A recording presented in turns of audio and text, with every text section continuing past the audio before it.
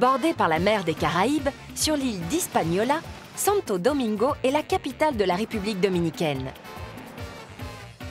La promenade du Malecón longe la mer jusqu'à un obélisque peint à la mémoire de 4 héroïnes de l'histoire du pays. En pénétrant dans la vieille ville, on arrive sur la place Christophe Colomb. Justement, puisqu'on parle de Christophe Colomb, voilà sa statue. Le célèbre explorateur est un personnage important à Santo Domingo. Un autre monument, le phare de Colomb, lui est également dédié. Plus loin, le point zéro est celui à partir duquel on calcule les distances dans le pays. Ça veut dire que j'ai fait 0 km? Le palais présidentiel est l'un des plus beaux monuments de Santo Domingo. Elle n'en manque pourtant pas, comme cette église, ou Las Casas, un ancien tribunal situé sur la place d'Espagne. Tous ces canons! C'était sûrement nécessaire pour se défendre contre les pirates. Attention, feu! Allez, on continue. Toujours dans le quartier colonial, la cathédrale Notre-Dame de l'Incarnation, la toute première construite en Amérique. Ici, c'est un patio, une sorte de cour intérieure typique des maisons coloniales espagnoles. Des pigeons habitent les ruines d'un ancien hôpital. Hé, là, mais il y a aussi des perroquets. Il est vraiment beau ce quartier. Et là, il est énorme cet arbre. Oh, un petit lézard. Les arbres apportent de l'ombre très appréciée par les visiteurs du quartier colonial. Pour continuer la visite, on abandonne la trottinette pour un moyen de transport plus traditionnel, une calèche. Je peux conduire? Allez, au trot! Oula, pas trop vite quand même. La visite de la vieille ville vaut vraiment le détour. En République dominicaine, le sport numéro 1, c'est le baseball. Mais attention, pour y jouer, le port du casque est obligatoire. C'est vraiment nécessaire? Avec ma casquette en plus, je risque rien. Il faut tenir la batte avec les 2 mains, puis frapper la balle lancée par l'adversaire. Et hop! La main droite doit être au-dessus et la main gauche en dessous. Oui, mais avec mon casque, j'y vois rien, moi. Un joueur de baseball doit savoir attraper la balle lancée par ses coéquipiers ou par son adversaire avec ce gant spécial et pouvoir ensuite la relancer. Ah bah voilà, c'est quand même plus facile comme ça. Le soir, en République dominicaine, on aime écouter de la musique et danser. Le pays a inventé plusieurs styles de musique, comme la tumba ou le merengue. Il existe même une danse locale, la bachata, où l'on doit tourner debout, le pied sur une bouteille. Ça a l'air fastoche. Ah zut, c'est pas si simple. Ah, je préfère ça. C'est quand même plus facile avec les 2 pieds. Attention, on tourne. Eh ben, on s'ennuie pas une seconde à Santo Domingo. Nous voici au nord de la République dominicaine, au bord de la mer des Caraïbes. La côte est appréciée pour ses eaux turquoises et ses belles plages de sable fin. Elle est surnommée Côte des Cocotiers en raison du nombre de palmiers que l'on y trouve. C'est vraiment beau par ici. Je vais faire des photos. Allez, encore une. Parfois, les cocotiers prennent des formes originales, comme s'ils voulaient se faire photographier. C'est plus facile de grimper aux arbres quand ils sont penchés comme ça. Par contre, ça glisse pas pour redescendre. Un autre arbre étonnant, l'arbre du voyageur. Appelé ainsi parce que le voyageur assoiffé peut trouver de l'eau dans son tronc. Sur la côte des Cocotiers, la ville de Las Terrenas est une étape très touristique, avec beaucoup d'artistes à découvrir. Les enfants sont toujours accueillis à bras ouverts dans les lieux touristiques, même ceux qui sont un peu taquins. Je vais lui tirer la queue aussi au singe. Tiens, je vais lui faire un nœud. Avec les vrais singes, c'est plus compliqué. En fait, comme ce petit sapajou, ce sont plutôt les singes qui font des blagues. Allez, n'aie pas peur, viens dans mes bras. Avec des plages aussi paradisiaques, pas étonnant que la côte des Cocotiers attire par milliers les touristes qui veulent profiter de la mer des Caraïbes. Oula, je vais me mouiller. Un peu plus à l'est, nous voici à Samana, un petit port de 50 000 habitants entouré d'une nature particulièrement riche. C'est le point de départ idéal pour une excursion en mer. Bonjour, je peux essayer un chapeau? C'est fait en feuilles de palmier? Pas mal pour se protéger du soleil. Au départ de Samana, on emprunte un bateau rapide pour aller visiter le parc national de Los Haitises. Ce parc naturel, couvert d'une importante forêt humide, abrite une flore et une faune particulièrement riches. Regarde là, il y a une grotte. Ces grottes servaient autrefois de refuge aux pirates.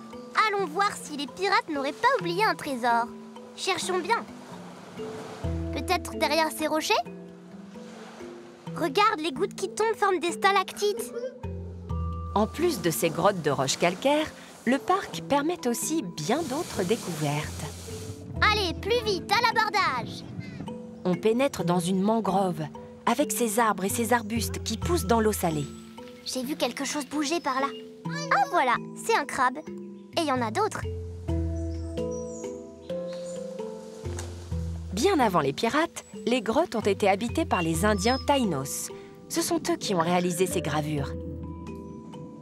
J'ai bien fait d'emmener une lampe de poche. Mais ce sont des oiseaux. L'une des richesses du parc, ce sont en effet les oiseaux, et notamment les pélicans. Regardez, il va s'envoler. Allez, salut. À bientôt. Le long de la rivière Chavonne, au sud-est de la République dominicaine, Altos de Chavonne est la reconstitution d'un petit village méditerranéen du XVIe siècle. Des artistes et des artisans y sont installés, notamment un potier. Incroyable! Ça tourne et on donne la forme qu'on veut. Je peux essayer? D'abord, se mouiller les mains. Ensuite, on commence par le haut. J'ai envie de faire un bol. Ça tourne de plus en plus vite, non? Et voilà, pas mal, hein? En plus de donner des cours, les potiers du village réalisent toutes sortes d'objets. Le site est aussi connu pour ses écuries. Coucou! Je suis sur le cheval du super-héros Don Quichotte. Une autre spécialité, le golf. Il y a 3 parcours différents, très appréciés des amateurs. Alors, comment on fait? Tu prends le club comme ça, et puis tu tapes dans la balle en continuant bien ton geste. À mon tour. Zut, raté. Et voilà, ça c'est un swing. Plus à l'est, entre mer des Caraïbes et océan Atlantique, la cité balnéaire de Punta Cana est l'endroit idéal pour tester tous les sports nautiques. Coucou, je fais du catamaran. Allez, barre à bâbord. Plus dynamique, une espèce de bouée tractée à toute vitesse. Ouah, ça décoiffe. À Manatee Park, un parc animalier, on ne trouve pas que des animaux. Ça, c'est une grosse noix de coco. Il faut enlever la bourre qui l'entoure et percer un trou pour goûter le lait de coco. C'est pas vraiment du lait. Ce grand perroquet est un ara bleu, reconnaissable aux couleurs de son plumage. Celui-ci est visiblement très sociable. Ça, c'est un iguane rhinocéros. Il a pas peur de moi. L'iguane rhinocéros se reconnaît à ses petites cornes sur la tête. Oh oh, un serpent blanc, bizarre. Mais hé, qu'est-ce que vous faites? C'est un python, une espèce de serpent qui ne mord pas. Ah, il me chatouille le dos. Là, il faut y aller doucement. Vaut mieux pas le réveiller, ce gros crocodile. Un peu plus loin, nouvelle rencontre, un sapajou. Tu veux venir? Mais le petit singe est un sacré farceur. Il me fait un massage des cheveux. Oh là là, il m'a bien eu. Dans le parc aquatique, c'est l'heure du spectacle des otaries. Bravo, il est vraiment fort. Mais les vraies vedettes, ce sont les dauphins, capables de toutes les prouesses. Regarde, il va sauter. Plus au large, un dolphinarium permet d'approcher les dauphins au plus près et même de partager leur piscine. Oula, mais qu'est-ce qu'il fait? C'est vraiment tout doux. Je voudrais lui faire un bisou, je peux? Hé, pas si vite.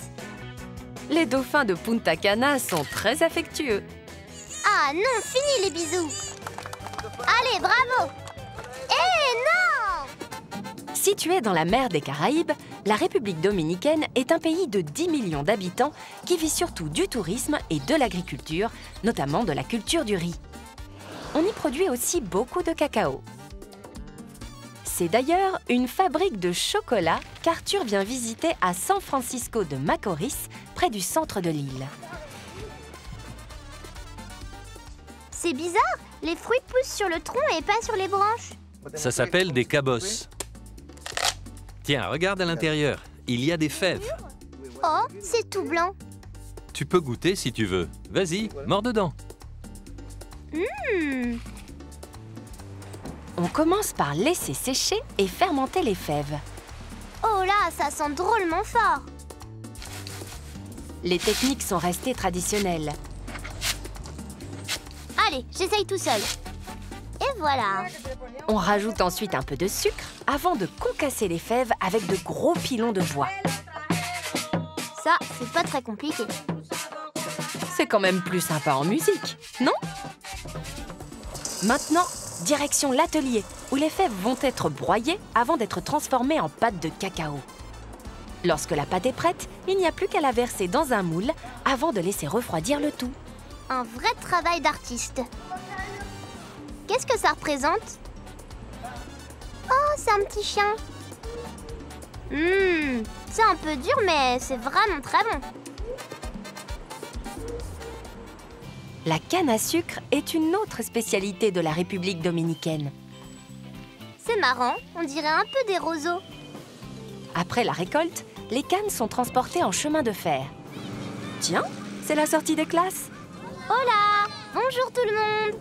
Ici, tous les écoliers le savent, il suffit de tailler la canne à sucre pour obtenir une friandise bien sucrée. C'est bon! La production de sucre à partir de la canne reste l'une des principales activités du pays. Le sucre se vend surtout aux États-Unis. Attends un peu, toi. Je vais t'attraper. Nous voilà repartis sur les routes d'un pays où les enfants représentent plus du quart de la population. Tiens, justement, une école. Allons voir comment ça se passe ici. Les écoliers accueillent Arthur en chantant l'hymne national de la République dominicaine.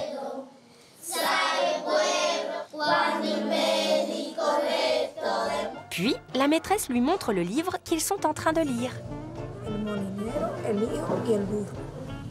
Ça me fait penser à nos livres de contes. Bon, je vois que tout le monde est sage. Merci pour votre accueil. Au revoir. Allez, on se fait un bisou.